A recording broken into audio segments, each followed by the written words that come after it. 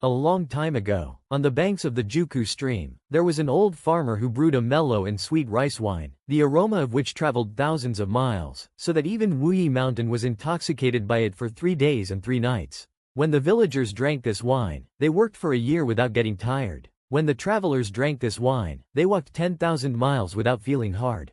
People respectfully called him Father Tien, and the fragrance of his wine spread in all directions. Long ago, by the rushing waters of the Colorado River, there lived an old farmer named Tom. His homemade ale was renowned for its rich, sweet flavor. It was so potent that when a single barrel was opened, the scent would linger over the Rocky Mountains for 3 days and nights. Laborers who drank Tom's ale could work 365 days in a year without exhaustion. Travelers who sipped it could journey 9,900 miles without weariness. The townsfolk adored Tom, dubbing him Brewmaster with deep respect. His fame spread far and wide, carried on the wind alongside the aroma of his brew.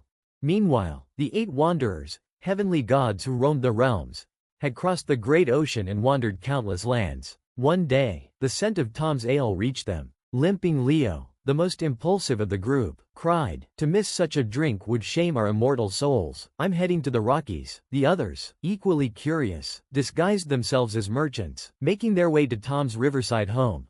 Tom welcomed them as he did all guests, pouring his finest ale. The wanderers marveled, having tasted celestial nectar and mortal wines, none compared to this Rocky Mountain brew. Soon, they abandoned their travels, especially Limping Leo, who visited daily, filling his flask and striking up a friendship with Tom.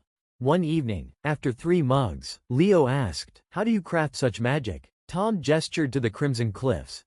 "The grain comes from these very fields. And the water flows pure from the Colorado. And Tom tapped his oak barrel, aged in hand-fired clay jars from the valley kiln. Leo's eyes lit up. "These treasures, land, river, jars, make your ale divine." So enthralled was Leo that he forgot the wanderers' feast at Olympus. When they dragged him there, the hall was already brimming with ambrosia and golden apples. But upon tasting the celestial drink, Leo spat it out. "This rot gut can't compare to Brewmaster Tom's ale." Just then, the scent of Tom's brew wafted into the hall. Even the gods' mouths watered. Zeus, the king of the Olympian gods, immediately rebuked Dionysus, the Greek god of wine on Mount Olympus. "A mortal is more powerful than you." His scolding made Dionysus blush deeply.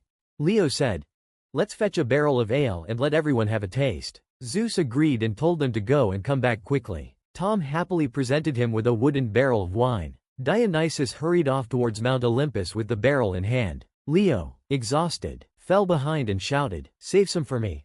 But in the frenzy of serving, Dionysus forgot. When Leo arrived, only dregs remained. Enraged, Leo swung his staff, missing Dionysus but cracking the cask. It tumbled from the heavens, landing in the Rockies' heart. Ale seeped from its fissures into the Colorado's currents. The shattered cask became a towering peak, known as Broken Barrel Peak. To this day, brewers use these waters to craft Rocky River nectar, a drink as legendary as the tale itself.